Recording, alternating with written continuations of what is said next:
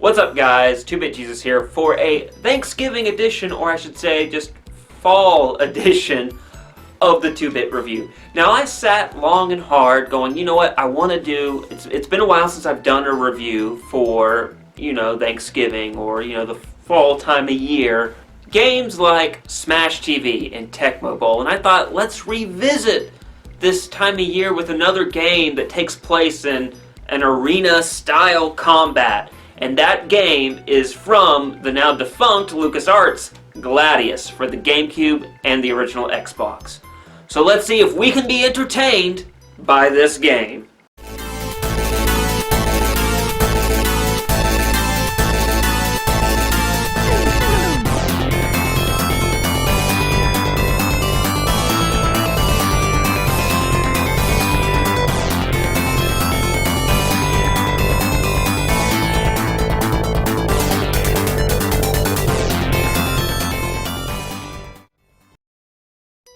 Gladius is a tactical RPG developed and published by LucasArts. It was released in the fall of 2003 for the Nintendo GameCube, Microsoft Xbox, and Sony PlayStation 2. I remember this game catching my eyes in my local EB Games back in 2004. Back then, I was a plucky 16, 17-year-old 2-Bit Jesus, and I would cut lawns to earn money so I could buy games. So I used my lawn cutting money to buy Gladius at the EB Games, and I spent the rest of that summer immersed in this game. Unfortunately, I wasn't able to find much on the development of this title. It is a miracle we got this game actually, because at the time LucasArts kinda abandoned their original IPs and were only focused on making Star Wars games and occasionally making an Indiana Jones game. With these tidbits done, let's reacquaint ourselves with the sword in this review. Alright. Gladius is a tactical RPG in the same vein as a Fire Emblem or XCOM game. It is set in a classical era fantasy world.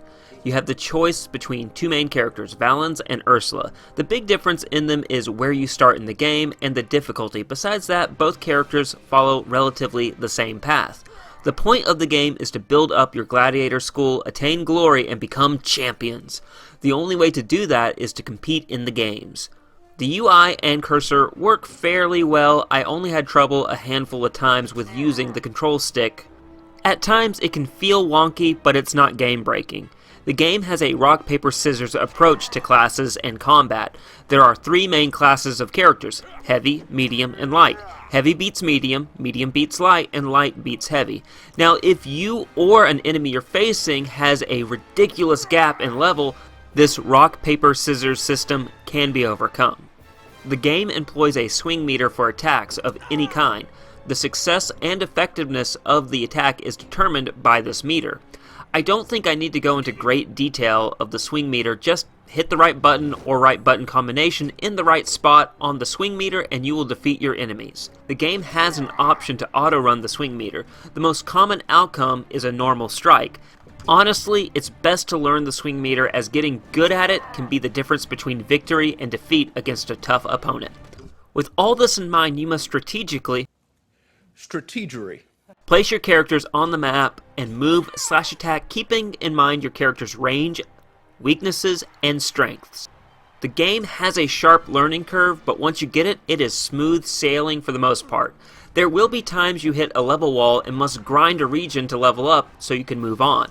Another aspect to the game is building your gladiator team.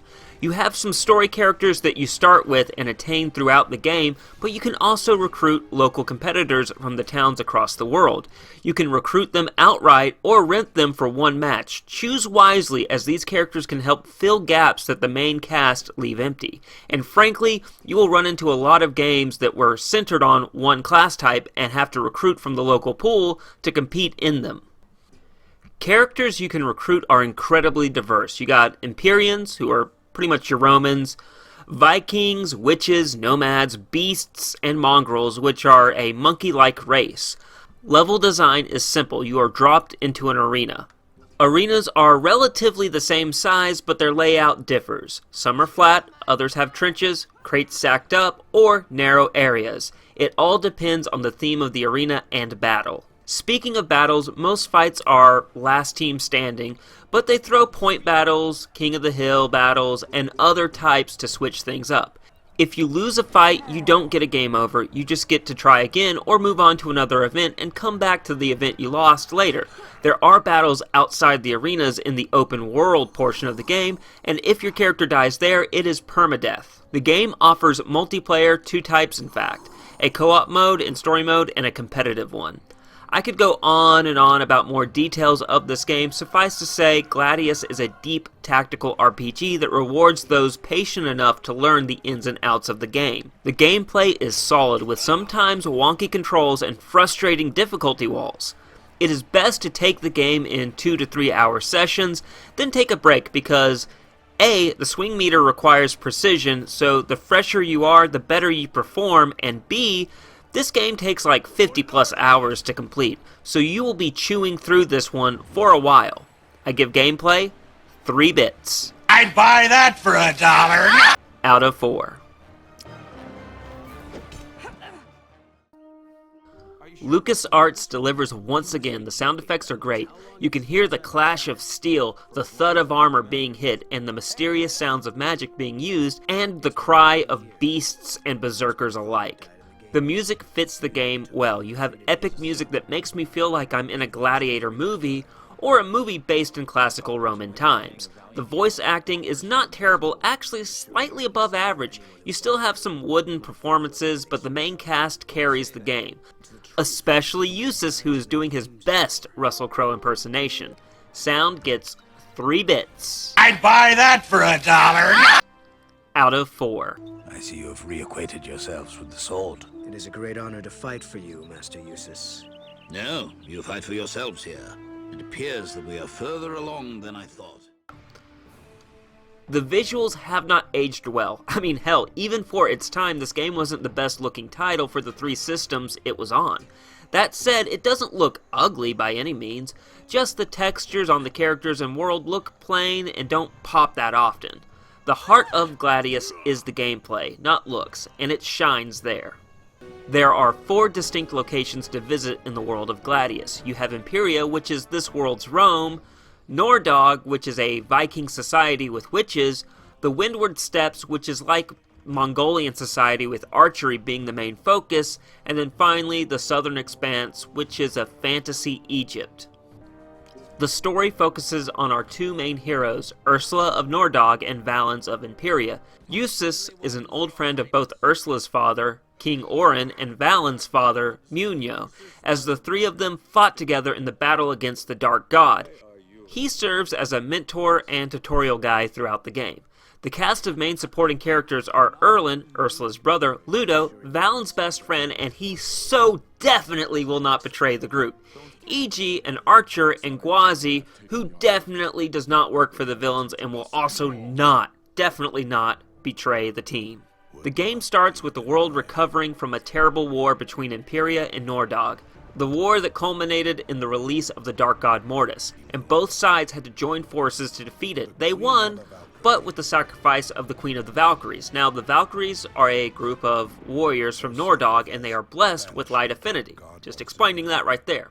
So like I said, she had to sacrifice herself. After the battle, the Valkyries were no more. There are good gods in this game. I quote that, good gods. They are called the Affinity Gods, who are the source of magic for this world. But, like the Greco-Roman gods in our world, they have a hands-off approach, counting on human agency to defeat their rival, the Dark God. So, to keep balance and people's violent nature in check, the gladiator games were invented. Instead of war, disputes were settled in the arena. Much of Gladius's narrative revolves around racism and nationalism. The world is home to very diverse races and nations.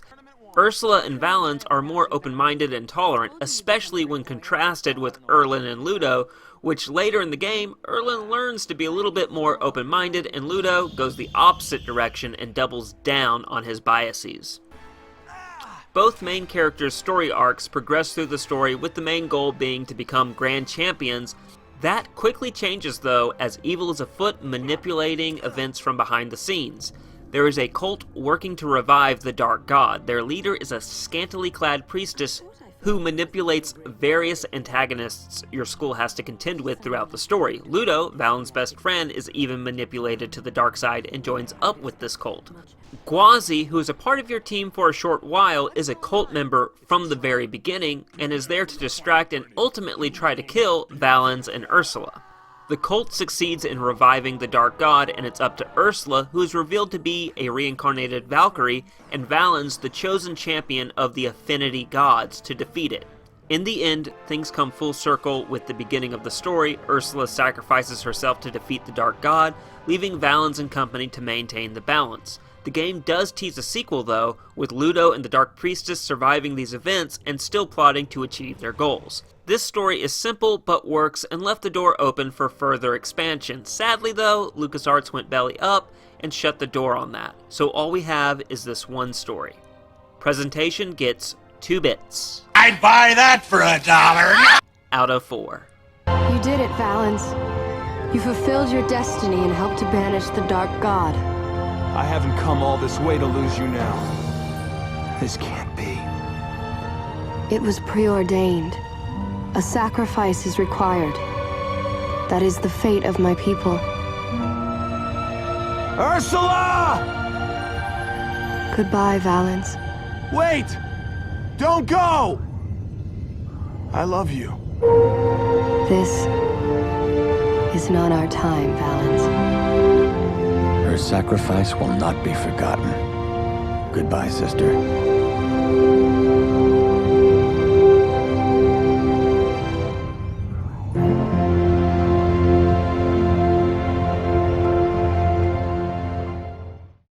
Gladius was a thoroughly enjoyable game, though a bit long and a bit steep on the learning curve. Eventually, once you get over that, it becomes a very rewarding game. And I liked the story. The story was pretty good. So my final verdict for Gladius on the Nintendo GameCube, and let's go ahead and include the PS2 and the original Xbox version as well, is a must-buy for the casual and hardcore collector for those systems. You can find it online for about $7 to $10 depending on its condition. And with that, Gladius is in the books. I hope each and every one of you have a happy holiday season and a happy new year, and I hope to see each and every one of you next year for some more YouTube, video stuff and, maybe some reviews here and there too. Let's have some fun. Anyway, guys, as always, make sure to hit the like button, hit the subscribe button, and ding the bell. That way you don't miss a thing. I love each and every one of you, and as always, stay safe and play on.